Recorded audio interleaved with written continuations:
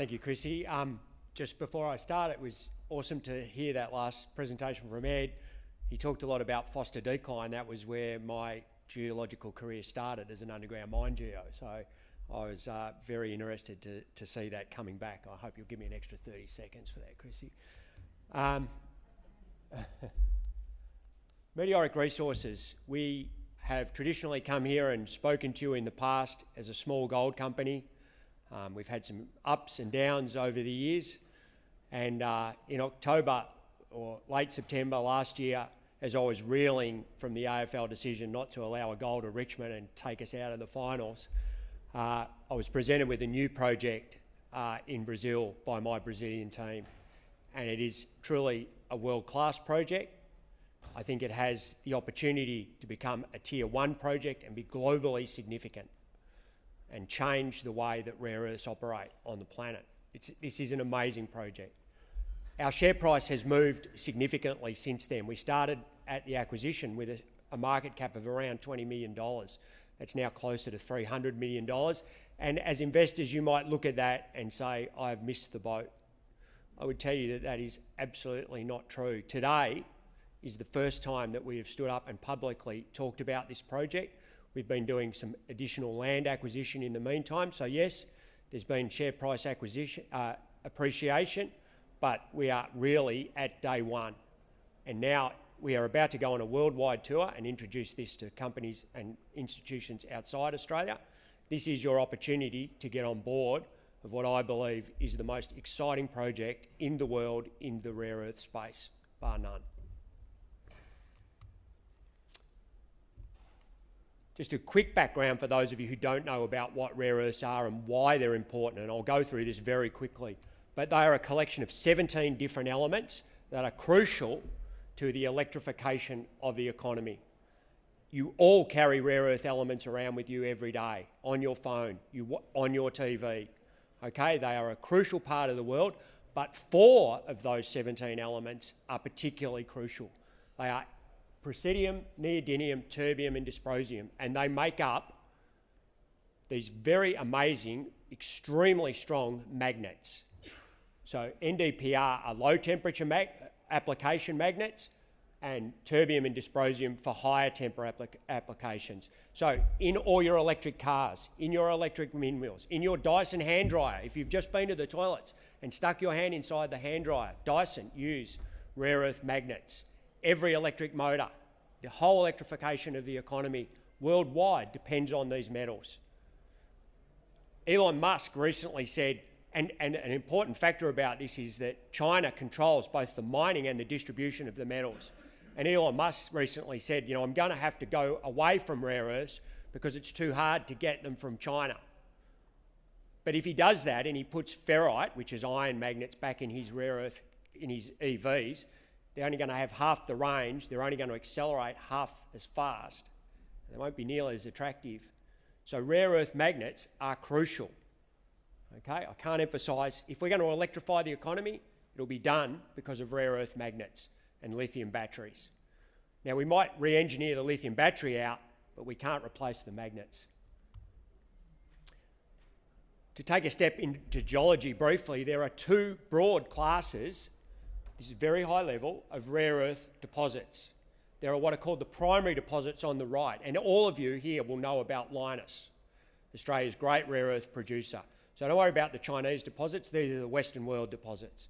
Okay, so Lynas is the big one in Australia. They produce from Mount Weld, and they are called a primary deposit. That is, that the rare earths that they produce come from down in the ground, in where they were formed, in the rock, and they have to be mined almost like a gold deposit or a classic metal deposit, high cost, often underground mining, drill and blast, bring it up, crush it, and the rare earths occur largely in 2 minerals called monazite or xenotime, and it's hard to get the rare earths out of those minerals.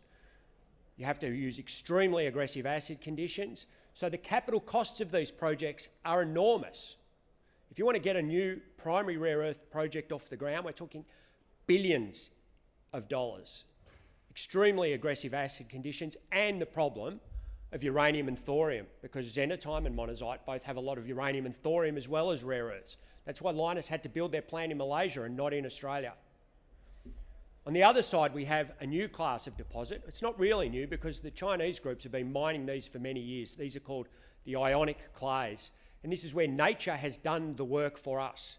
The tops of the deposits are weathered, and through the interaction of water and oxygen, those rare earths have been released from those minerals and are now out in the clay. And so you can mine the clay and treat the rare earth. You don't need strong acid conditions. It's very, very different treatment path. It's much lower cost. And I believe that these deposits are the future of the rare earth world, these deposits on the left. And you should all be familiar with those names because that's where the rare earths of the future is going to come from. And a lot of the Chinese production already comes from those style of deposits. Let me just tell you a little bit about what we've done. We've secured what I believe is the best of those projects worldwide. This deal was done in early December and gives us access to about 140 square kilometres of land that sits above one of those primary rare earth granites, or cyanites in this case. So we've picked up an enormous ground holding. We've picked up an additional ground holding. Our deposit is the yellow one. It's about 2 hours north of Sao Paulo. So traditionally in my life as a gold explorer, I've worked in some of the worst places ever, right? It's pretty nice to go to a project that's just outside of Sao Paulo, 3 hours drive from the airport, a beautiful part of the world, and a great history of mining. These are all granted mining licenses. These are not exploration tenements. These are all granted mining licenses in the original acquisition because they've been mined by the family that we did the deal with for clay for over 100 years. So they've been mining clay here and then later bauxite in the area. That clay was used to make house bricks. All those house bricks have rare earths in them. No one knew. 100 years ago, no one knew what a rare earth was. Then the roof tiles, and then more lately, they moved into refractory bricks, which are bricks for furnaces. And those, during that transition to refractory bricks and working with Japanese groups and Chinese groups, the local geologist, Alvaro Focci, realised that there were rare earths in the clays. And he started his own exploration program and he mapped it out himself and then ultimately did a deal with a group called JOGMEC. JOGMEC, who are a Japanese government agency, and they came in and they drilled 1,300 holes here for 13,000 metres. So a big exploration program between 2016 and 2019. And in 2019, at the start of the COVID pandemic, they walked away. Now, there's some other reasons behind why they walked away, but in fact, what they did was they took the money from exploration and they put it into Lynas. So they're one of the biggest shareholders in Lynas now because they wanted the rare earth production sooner and they were worried about the Chinese monopoly. So they walked away from this deal and we were able to acquire it. Have a look at those drill holes. That's some of the best holes that have been drilled in ionic clay. So remember that the ionic clays are lower grade than the primary deposits, but I'm telling you now that this is the highest grade ionic clay on the planet by some margin. Amazing drill holes. 85% of the 1,300 holes end in grades above 1,000 ppm. So the ore deposit is completely open at depth. This is a classic cross-section. And yesterday I announced some results. We've only just started our own exploration here. And we're drilling diamond holes. The Japanese only drilled handheld auger. It's a little bit like putting in a fence hole, a post hole digger. So you can't go very deep. The average depth of the resource that I'll talk about in a minute is only down to 10 metres.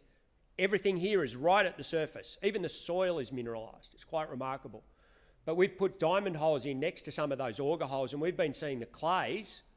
So we're not looking for the rock here. We're only looking for the clay that sits above the granite. Some of our diamond holes went down 70 to 80 metres still in the clay. So the enormous resource that we've just announced can be significantly bigger because it's completely open at depth. The Japanese also did a whole bunch of metallurgical test work, and this is the key. If you're going to look at if you're going to look to invest in these ionic clay deposits, this is the single biggest distinction that you have to understand. Are the rare earths available to this simple technique, which is a wash with ammonium sulfate? Okay, are the rare earths ionic? That's why they're called ionic clays. Are the rare earths bonded to the clays just on the outside, or are they still caught up inside the mineral? Do I have to destroy the mineral to get them, or can I simply wash them off? This is the test. Okay, if you see someone report great clay results in a rare earth, and they might talk about 90% recoveries, but they have to use pH 1. That's extreme. That's where we're spending billions of dollars. Here, I'm just washing it in fertiliser, ammonium sulphate, at room temperature. We can do it in a bucket, and the rare earths come out. In fact, they come out so fast here. All of the rare earths come out in the first 10 minutes of the reaction. This leaches amazingly. This is truly an ionic clay. A lot of the Australian examples that you will look at are not. Those rare earths, the rare earths are in the clays, but the rare earths are not available to this simple metallurgical technique. And that's what makes this project so attractive. Okay, the rare earths are available. So, 2 weeks ago, I announced this resource, and this immediately puts us as one of the biggest rare earth deposits on the planet, okay, at a very significant grade. It comes from less than 20% of the land holding, and the whole deposit is open at depth, so who knows how big it's going to be in the end. We don't need it to be any bigger. In fact, we probably need it to be a little bit smaller, because we're going to go and take the eyes out of the high-grade portions of this. It is already the highest grade project in the world. So this is just a geological chart of grade along the bottom and tonnes along the top. I've taken off the names of the companies, so this is just to reflect the ionic clay deposits across the world. And you can see some large ones, but until recently, the highest grade one was that small grey dot on the bottom axis. That's a deposit in Chile at around 2,200 ppm. And that's where the chart stopped, at 2,500, because there was no way that there was going to be an ionic clay higher grade than that. We have come in at 2,600 in a global resource. That includes from surface to the end of the hole. No internal waste, no nothing. Okay, so this is where the word that you will have all heard of, off the charts, come from. This deposit is literally off the charts. It is so high grade compared to anything else. In fact, when you look at the grade tonnage curve, you can see that as we start to apply cutoff, the grade tonnage curve doesn't move. That's because there is no assays here below 1,000 ppm. Go and have a look at some of the other companies who are announcing resources of 800, 900 ppm. We don't have any, our waste is not that low. This is a geologically different beast. I've got to hurry up. I'm sorry, I'm excited. Here are the high-grade bits. I asked for an extra 30 seconds too, Chrissy. We've got some incredible high-grade bits with grades over 5,000 ppm.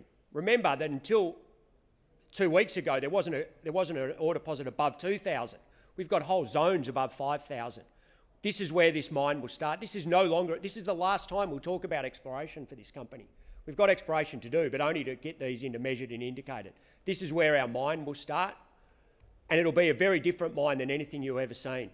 No drill, no blast. Pick it up, wash it, wash the clays that had the rare earths in it, put it back, put the soil back and grow the trees. Very little acid, no deleterious processes, no drill, no blast, no waste dumps, no tailings dams. This is an amazing project. So one of the world's great investment banks wrote up a note on us just this week. And there's a lot of words, okay? This resource smashed all metrics. And as a gold equivalent at last year's rare earth prices, is equivalent to 26 million ounces at 2 grams, at surface, with no drilling and blasting, and very low OPEX. This is a disruptive asset, all right? MEI is a must-own. These are not my words. These are words of one of the great investment banks who specialise in rare earths. I would encourage you to look at our stock. I would encourage you to get on our register. You must own this stock. We are about to go on a worldwide tour promoting this to the major institutions of the world. This can change the world's rare earth industry. I hope you'll join us. It's going to be a great adventure. And Elon Musk, you should call me. Cheers, mate.